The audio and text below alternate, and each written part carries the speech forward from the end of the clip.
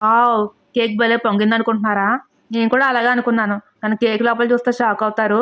Cake లోపల చూసారా? పిండి పిండిలా ఉంది. ఈ కేక్ చూసి నా రియాక్షను, అయ్యయ్యో! నట్స్ వేస్ట్ అయిపోయాయి.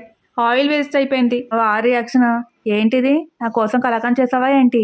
లేదు లేదు, ఎయిర్ ఫ్రైయర్‌లో కేక్ చేశాను. సరే సర్లే, నీకు చేయడం రాదు. నేను చేసి చూపిస్తాను చూడు.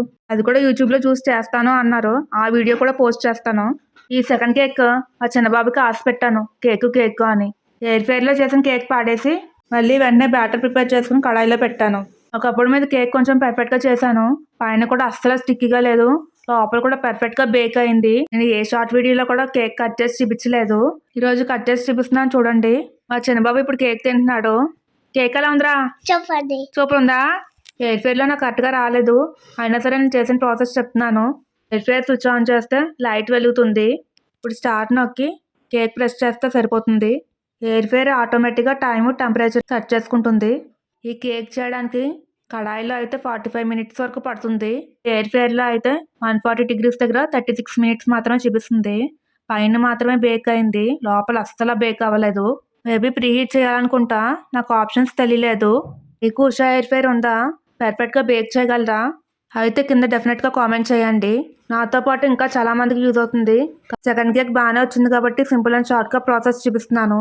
వీడియోలో చూపించిన విధంగా బటర్ పేపర్‌ని 3 ఫోల్డ్స్ చేసుకుని టిన్‌కి మధ్యలో పెట్టుకుని రౌండ్‌గా కట్ చేసుకోవాలి. ఇలా బటర్ పేపర్ కింద పైన కూడా ఆయిల్ అప్లై చేయాలి.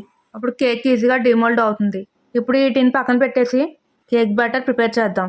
దానికోసం ఒక కప్పు మైదా, అలాగే పావు కప్పు కస్టర్డ్ పౌడర్ వేసి చల్లించుకోవాలి.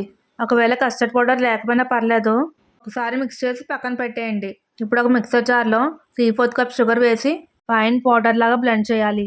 పౌడర్లో షుగర్ క్రిస్టల్స్ ఎక్కడా ఉండకూడదు. ఒకవేళ ఉంటే కేక్ బేక్ అయ్యాక కేక్ పైన స్టిక్కీగా ఉంటుంది. ఇప్పుడు ఈ పౌడర్లో పావు cup oil, half cup curd, half cup milk, 1 table spoon vanilla essence వేసి స్మూత్ పేస్ట్ లాగా బ్లెండ్ చేయాలి. ఇప్పుడు ఈ పేస్ట్ ఒక బౌల్లోకి వేసి కేక్ మిక్స్ 3 బ్యాచెస్ కింద యాడ్ చేసుకోవాలి. కేక్ మిక్స్ అంటే ఏంటో అనుకున్నారు. అదే మైదా, కస్టర్డ్ పౌడర్ కలిపింది ఉంది కదా, అదే. ఎక్కడ లంప్స్ లేకుండా ఇలా స్మూత్ పేస్ట్లా కలపాలి. ఇప్పుడు ఇది పక్కన పెట్టేసి టూటీ ఫ్రూటీలో కొంచెం మైదా కలిపి పక్కన పెట్టేసుకోవాలి. టూటీ ఫ్రూటీయే కాదు, మీకు ఇష్టమైన నట్స్ అన్నీ యాడ్ చేసుకోవచ్చు. లాస్ట్లో ఒక టేబుల్ స్పూన్ బేకింగ్ పౌడర్, అలాగే half table spoon baking soda వేసి దాని మీద కొంచెం పాలు వేయాలి. ఇలా వేయడం వల్ల బేకింగ్ సోడా రియాక్ట్ అయ్యి కేక్ లోపల టెక్స్చర్ బాగుంటుంది.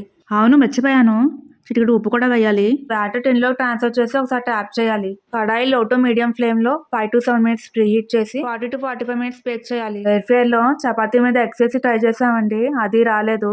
వీడియో నచ్చితే లైక్, షేర్ అండ్ సబ్స్క్రైబ్.